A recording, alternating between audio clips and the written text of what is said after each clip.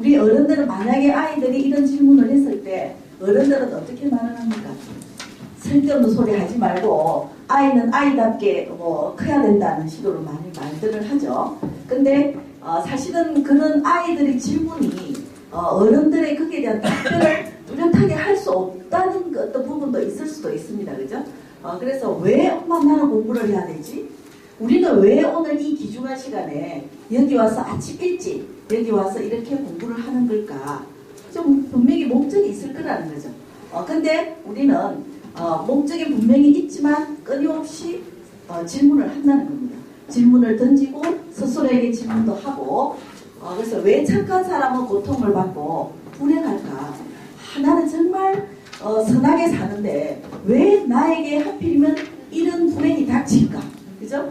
근데 또 악한 사람들은 너무 떵떵거리고 잘 산다는 얘기죠. 너무 맞지 않다는 얘기입니다. 이런 부분들. 그리고 신이 있는 것일까? 신이 있다면 왜 이 세상에 악이 존재하는 것일까? 그죠? 우리 이런 말 하죠. 아이고 저런 인간들은 귀신이 있다면 좀 안 데려가고 뭐하노? 그죠? 이런 말 많이 하잖아요. 그죠? 근데 이런 것들에 대해서 끊임없이 질문을 많이 합니다. 또 물질인가 정신인가 몸과 마음의 관계는 어떤 관계에 있는 것일까? 또 우리 알면 어디에서 오고 어디까지 알 수 있는가? 안다는 것 자체는 굉장히 광범위할 수도 있지만 또 어찌 보면 또 텅 비어 있을 수도 있습니다. 그죠?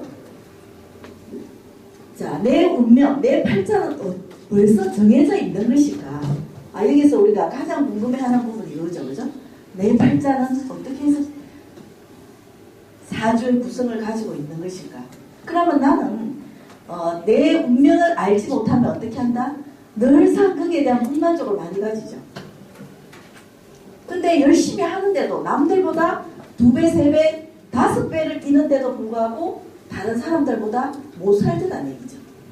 자, 그래서 이 부분에 대해서 제가 조금 더 한번 얘기를 하자면 옛날에 이런 말이 있어요. 저는 이제 그 할머니 밑에서 많이 컸기 때문에 늘상 그 사람방에서 얘기를 많이 들었습니다.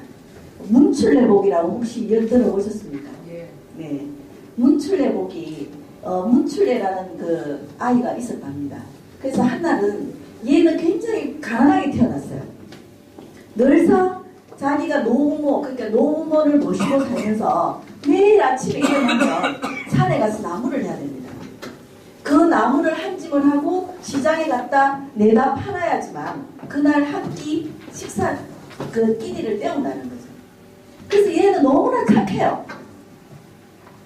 그런데도 맨날 그냥 힘들게 해도 그 한 짐 나무 갖다 팔면 그게 한 끼 그냥 밥으로 때우니까 얘가 너무나 이렇게 생활하면서 어릴 때는 몰랐는데 점점 생각이 커지면서 얘가 굉장히 실망을 하는 겁니다.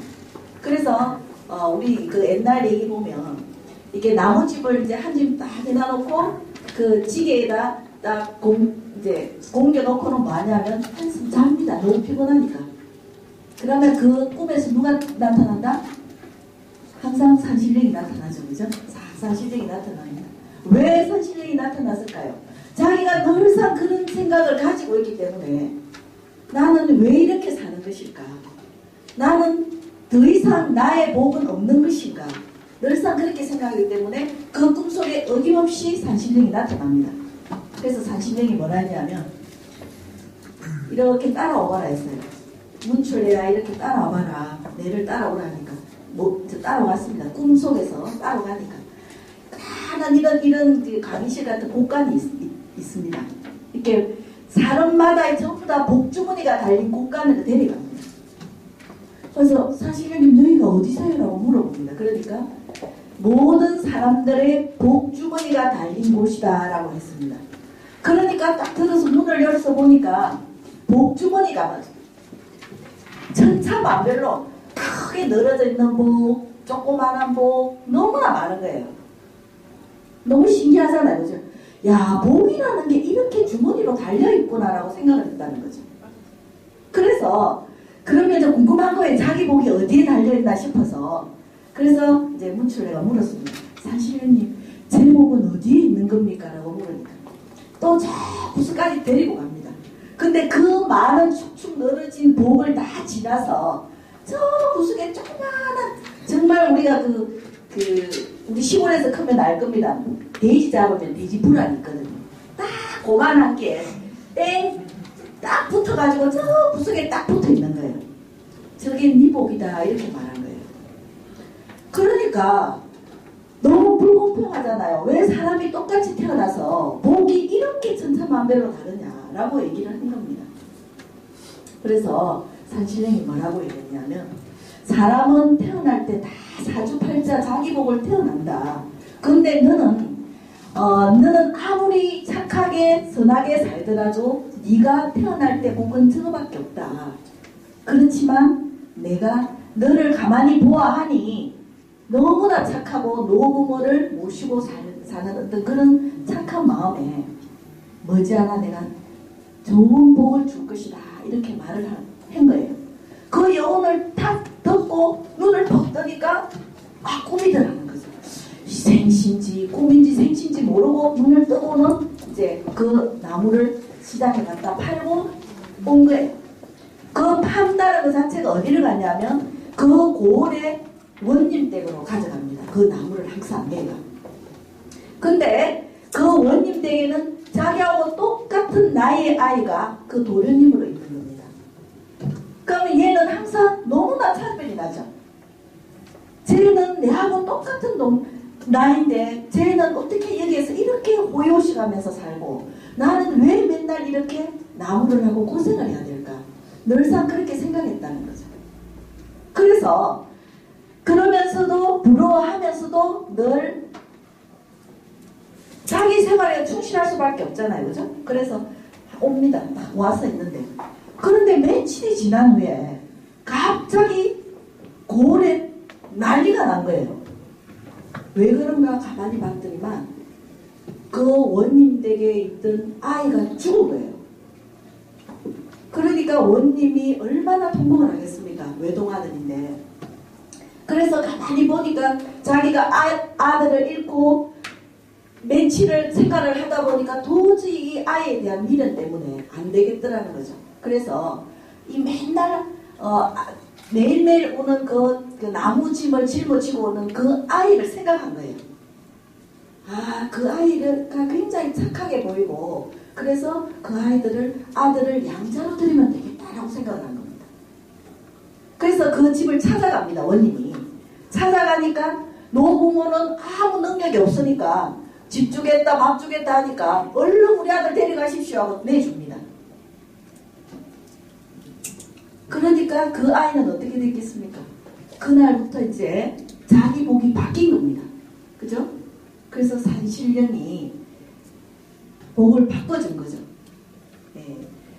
요런 이제 얘기가 그래서 내 팔자는 왜 이럴까? 나는 어떤 복을 태어났을까라는 어떤 그런 궁금증이 늘 가지고 있다는 거죠. 누구나 여기 계신 분들도 아마 그런 한 번쯤은 다 꿈꾸고 이때까지 오지 않았을까라고 생각을 합니다. 그죠?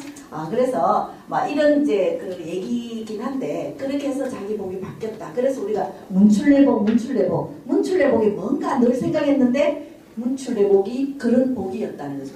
뭐 좋은 복이죠, 그죠? 어차피 전하의 복이 됐으니까. 그래서 자 이런 거 있고 나의 팔자는 노력에서 바뀔 수 있을까? 그죠? 적선을 많이 하면 바뀔 수도 있습니다. 며칠 전에 협회장님 강의했듯이 박사 위에 감사가 있고 감사 위에 봉사랍니다. 봉사가 최고의 학위가 아니라 최고의 권위가 있는 학위라고 얘기를 해도 되겠죠, 그죠? 그래서 봉사를 하는 것, 적선, 그 한마디로 말하면 적선일 수도 있습니다. 적선을 하면 팔자가 바뀔 수도 있다라고 얘기를 합니다. 그래서 많이 여러분들은 아마 이 공부를 통해서 많은 적선을 하기 위해서, 봉사를 하기 위해서, 나눔을 하기 위해서 이 공부를 하고 있지 않나라고 저는 생각을 합니다. 자, 그러면 철학은 굉장히 어렵다라고 생각하죠. 우리가 철학, 그죠? 평범한 사람이 할 수 있는 게 아니다라고 생각하는데 아까 우리 앞에서 봤듯이 모든 사람은 우리는 다 철학자입니다.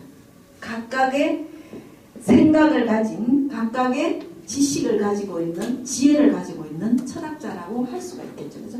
그래서 우리 철학자의 생각은 좀 더 새롭게 생각하긴 합니다.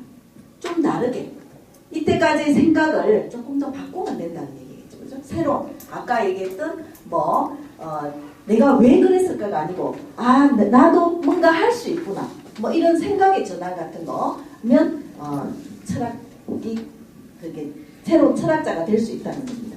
그리고 달리 생각하기, 또 넓게 생각하기, 멀리 생각하기, 그 다음에 깊게 생각하기, 뒤집어 생각하기, 뭐 이런 모든 것들이 다 어떤 철학이 어렵다는 생각을 바꿀 수가 있다는 얘기겠죠. 그죠? 그래서 철학은 제대로 생각하는 방법을 알려주는 학문이다라고 얘기를 할 수가 있습니다. 그래서 결코 철학은 어려운 것이 아니다라고 이제는 생각하시면 되겠죠. 그죠? 자, 그래서 또 철학이란 무엇인가가 나옵니다. 아주 독특한 학문이라고 우리는 그렇게 얘기합니다. 왜 독특한 학문이라고 얘기할까요? 정말 정신 이상한 사람들만이 생각하는, 공부하는 학문이라고 생각하기 때문에 아주 독특한 학문이다라고 이렇게 우리가 자리매김하고 있습니다. 그래서 우리는 철학이라면 굉장히 딱딱하다. 철학한다면 어떻게 합니까? 제일 먼저 저 사람 철학한다면 내 사주관상 좀 봐주십시오. 손톱 좀 봐주십시오. 관상 좀 봐주십시오. 이렇게 자리매김되어 있다는 겁니다. 물론 철학을 함에 있어서도 다양한 학문적으로 자기가 뭐 명리학을 할 수도 있고 관상학도 할 수도 있고 다 할 수가 있습니다. 그렇지만 모든 사람들이 철학하면 명리학이다, 관상이다, 뭐 이런 것들로 자리매김하고 있다는 거죠. 그렇죠? 그래서 아주 독특한 학문이다라고 얘기를 하고 있습니다. 사전적 의미로서 뭐 지혜에 대한 사랑이라는 거죠. 굉장히 철학은 지혜로운 학문이다라고 이렇게 또 다른 우리가 생각할 수가 있습니다. 그래서 지혜와 지식의 차이가 있습니다. 자, 지혜는 지식은 먼저 안다는 겁니다. 자, 우리가 한 예를 들어서 도서관에 갔을 때 많은 책들이 있습니다. 그걸 읽는다고 해서 지혜가 생기느냐? 아니다라는 겁니다. 그거는 단지 지식에 불과하다는 겁니다. 내가 책을 읽어보면서 지식은 쌓일 수가 있습니다. 근데 지혜는 어떻습니까? 지혜는 지식하고는 다르다는 얘기죠. 그죠? 우리가 우리 선조들에게 지혜로운 선조들 때문에 우리가 굉장히 놀랄 때 있죠. 정말 그 옛날에 우리가 생각할 때 굉장히 무식한데 그 정말 자기 이름 한자 쓸 줄도 모르면서 생활해보면 굉장히 지혜롭다는 얘기죠. 그거는 지식과는 다르다는 얘기죠. 그래서 우리가 한 예로 사랑방 하면 어떤 생각이 듭니까? 지혜로운 방이라고 생각할 수도 있다는 얘기입니다. 사랑방에는 누가 있습니까? 할아버지, 할머니가 거기에 계시죠. 그래서 이 지혜라는 것은 삶과 매개된 어떤 삶이다. 살아오면서 노하우라는 거죠. 결코 그분들이 책을 통해서 익힌 건 아니라는 얘기입니다. 그래서 우리는 분명하게 지식과 지혜를 구별할 줄 알아야 된다는 얘기죠. 지식이 많다고 지혜로운 사람은 아니다라는 얘기입니다. 그래서 대부분의 학문은 지식을 목표로 한다는 얘기입니다. 그렇죠, 그죠? 우리는 많은 지식을 얻기 위해서 하는 거죠. 그렇지만 철학만은 지혜를 추구한다는 겁니다. 철학은 지혜로운 삶을 살기 위해서 한다는 얘기입니다. 그렇다면 우리는 지금부터 이제 어떻게 해야 된다? 지금까지 많은 지식들이 축적돼 있다라고 생각을 합니다. 그죠? 많은 교육이라든지 공부라든지 나름대로 어떤 자기개발을 통해서. 근데 과연 자기가 돌아봤을 때 얼마만큼 나는 지혜로운 삶을 살고 있을까라는 겁니다. 자, 우리 사람들이 굉장히 스트레스를 많이 받죠. 그죠? 가장 만병의 원인이 뭐다? 스트레스라는 겁니다. 암도 에이즈도 이제는 그 치유할 수 있는 약이 나왔습니다. 근데 스트레스만큼은 우리가 아직도 약이 없죠. 그거는 누가 해야 된다? 스스로 치료를 해야 된다. 그게 결국 뭐냐? 지혜로운 삶을 살아야 된다는 얘기입니다. 지혜롭게 해야지만 자기 몸을 자기가 경영해 나갈 수 있다는 거죠. 저는 경영학을 했기 때문에 자기도 자기를 경영할 줄 알아야 된다고 저는 생각을 합니다. 그래야지만 거기에 대한 자기도 상품이죠. 그죠? 나라는 자체가 상품입니다. 그러면 나라는 그 자체를 가지고 어떻게 해야 된다? 가치를 스스로 높여줘야 되죠. 그죠? 그러면 나의 가치를 어디에 내놔야 된다? 시장에 내놔야 된다는 얘기입니다. 우리는 지금 그 마케팅 믹스를 하기 위해서 나라는 인간, 나라는 브랜드를 가지고 지금 시장에 내놓기 위해서 우리는 지금 노력하고 있는 거죠. 그렇게 하려면 어떻게 해야 되느냐? 지혜로운 삶을 살아야 된다. 지혜롭게.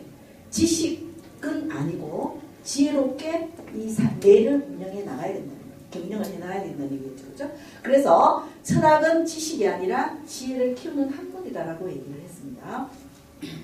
자, 그러면 우리가 앞에서 얘기했듯이 먼저 저는 오늘은 동양 철학과 서양 철학에 대해서 간략하게 말씀을 드리려고 합니다. 시간도 짧지만 제가 오늘은 앞에 서두에서도 얘기했듯이 오늘은 첫 번째 제가 처음으로 해보는 강의이기 때문에 오늘의 강의를 토대로 해서 다음에 또 기회가 된다면 제가 좀 더 많은 어떤 유익한 그 내용들로 해서 또 다시 강의를 해드릴 것을 약속드리면서 오늘은 아주 간략하게 말씀을 드리도록 하겠습니다.